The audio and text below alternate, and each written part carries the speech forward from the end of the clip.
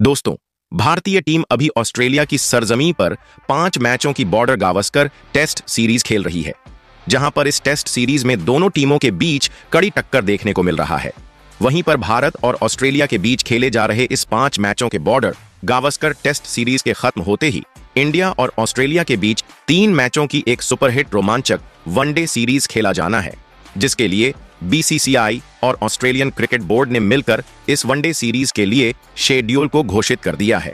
तो अब इस वनडे सीरीज के शेड्यूल के फाइनल होते ही बीसीसीआई ने इस वनडे सीरीज में ऑस्ट्रेलिया की टीम को चारों खाने चित्त करने के लिए भारतीय टीम के चीफ सेलेक्टर अजीत अगरकर के साथ मिलकर बीसीसीआई ने 15 सदस्यों की सबसे खतरनाक भारतीय स्क्वाड का ऐलान कर दिया है, जहां पर अपने इस वनडे स्क्वाड से पिछले कुछ समय से अपनी बल्लेबाजी और गेंदबाजी से बेहद ही साधारण प्रदर्शन करने वाले तेज गेंदबाज मोहम्मद सिराज और ओपनर बल्लेबाज रोहित शर्मा समेत 4 बड़े खिलाड़ियों को अपने इस स्क्वाड से बाहर का रास्ता दिखाकर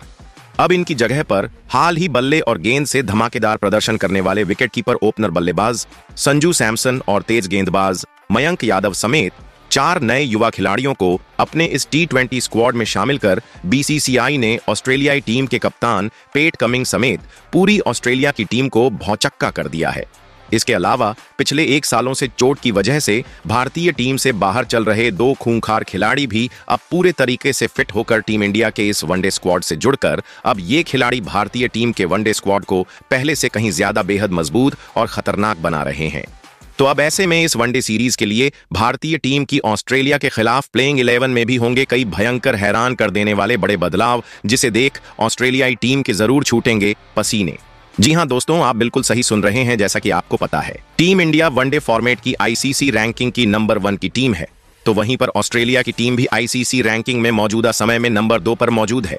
तो ऐसे में दोनों ही टीमों के बीच इस वनडे सीरीज में कड़ी टक्कर देखने को मिलेगा।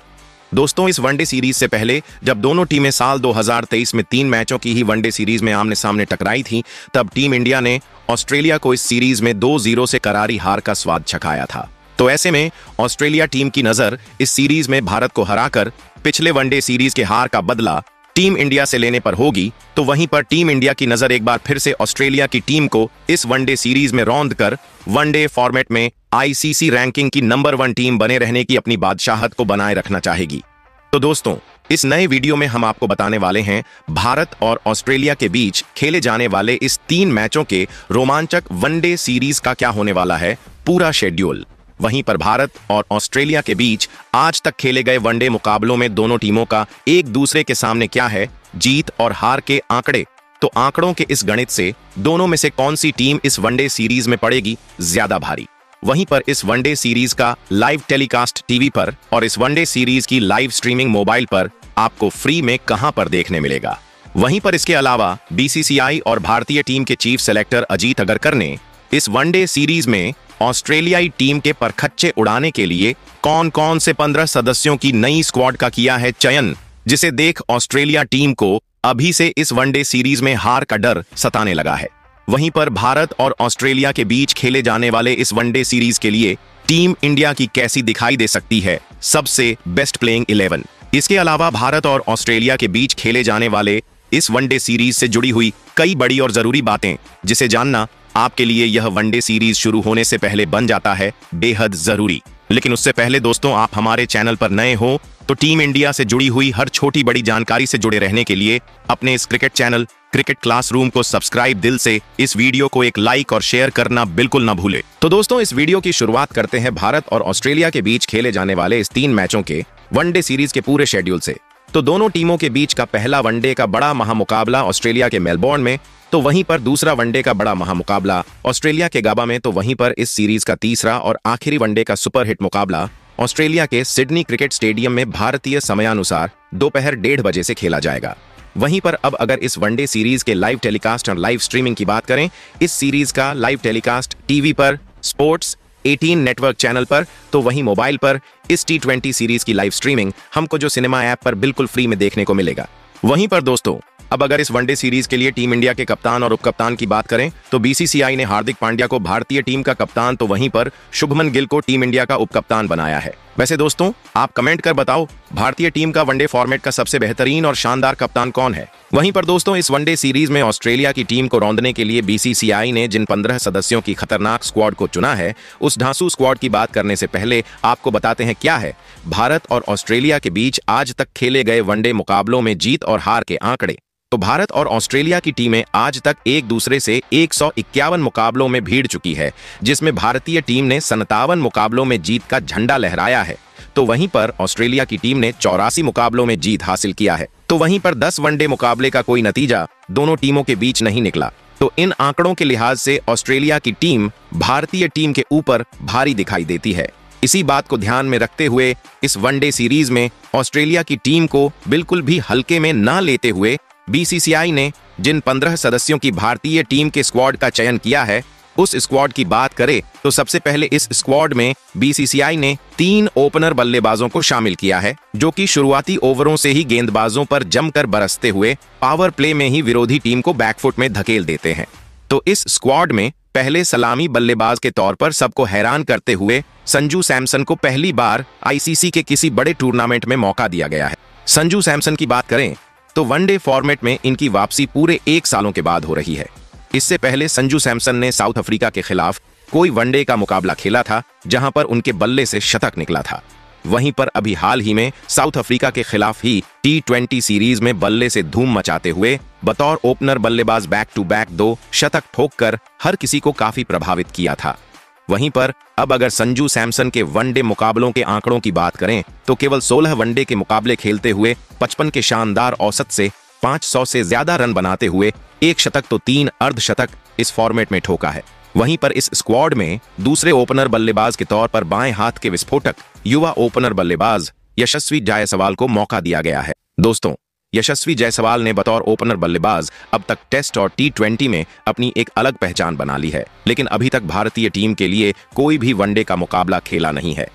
यानी कि यशस्वी जायसवाल का इस वनडे सीरीज में डेब्यू का मुकाबला होगा। तो ऐसे में अब देखने वाली बात होगी यशस्वी जायसवाल की T20 और टेस्ट की तरह ही वनडे मुकाबलों में भी अपनी बल्लेबाजी का लोहा मनवा सकते हैं या नहीं। वहीं इस स्क्वाड में तीसरे ओपनर बल्लेबाज के तौर पर शुभमन गिल को मौका दिया गया है। शुभमन गिल एक ऐसे बल्लेबाज है जिनको हमने हाल के दिनों में बतौर ओपनर बल्लेबाज और मिडिल ऑर्डर में भी शानदार बल्लेबाजी करते देखा है। वहीं अगर शुभमन गिल के वनडे मुकाबले में आंकड़ों की बात करें तो 47 वनडे के मुकाबले खेलते हुए 60 के ढांसू औसत से 2300 से ज्यादा रन बनाते हुए 6 शतक तो तरह अर्धशतक इस फॉर्मेट में इनके बल्ले से निकला है। वैसे दोस्तों, आप कमेंट कर बताओ भारतीय टीम का वनडे फॉर्मेट का सबसे बेहतरीन ओपनर बल्लेबाज कौन है। वहीं पर दोस्तों 15 सदस्यों के इस स्क्वाड में बीसीसीआई ने 3 बेहतरीन मिडिल ऑर्डर के बल्लेबाजों को मौका दिया है, जो कि मिडिल ओवरों में भी तेजी से रन बनाने का दमखम रखते हैं। तो इस स्क्वाड में पहले मिडिल ऑर्डर बल्लेबाज के तौर पर वर्ल्ड क्रिकेट में वनडे फॉर्मेट के बेताज बादशाह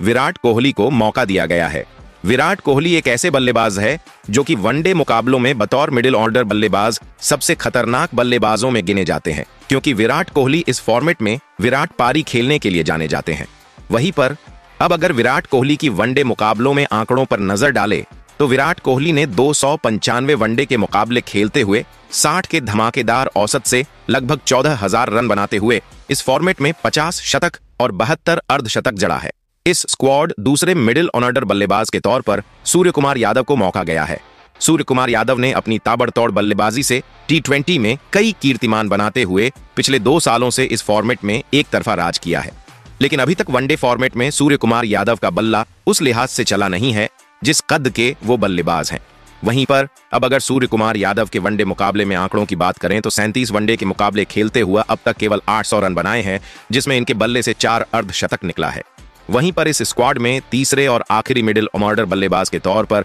बाएं हाथ के तिलक वर्मा को मौका दिया गया है। तिलक वर्मा की वापसी वनडे मुकाबलों के लिए भारतीय टीम में पूरे 1 सालों के बाद हो रही है। हालांकि तिलक वर्मा ने वही हाल ही में साउथ अफ्रीका के खिलाफ T20 सीरीज में बतौर मिडिल ऑर्डर बल्लेबाज खेलते हुए बैक टू बैक 2 शतक ठोककर अपनी दावेदारी को इस सीरीज की प्लेइंग 11 में खेलने के लिए बेहद मजबूत कर चुके हैं। वहीं पर अब अगर वनडे मुकाबलों में तिलक वर्मा के आंकड़ों की बात करें तो केवल 4 मुकाबले खेले हैं, जिसमें इनके बल्ले से 1 50 निकला है। वहीं पर दोस्तों 15 सदस्यों के इस स्क्वाड में अगर विकेटकीपर बल्लेबाजों की बात करें तो बीसीसीआई ने 2 शानदार विकेटकीपर बल्लेबाजों को इस स्क्वाड में मौका दिया है। तो इस स्क्वाड में पहले विकेटकीपर बल्लेबाज के तौर पर ऋषभ पंत को मौका दिया गया है। जैसा कि आपको पता है, ऋषभ पंत ने अभी हाल ही श्रीलंका के खिलाफ खेले गए वनडे सीरीज से वनडे फॉर्मेट में वापसी 2 सालों के बाद किया था। वहीं पर अब अगर ऋषभ पंत के वनडे मुकाबले में आंकड़ों की बात करें तो 31 वनडे के मुकाबले खेलते हुए ऋषभ पंत ने विस्फोटक स्ट्राइक रेट से लगभग 900 रन बनाए हैं।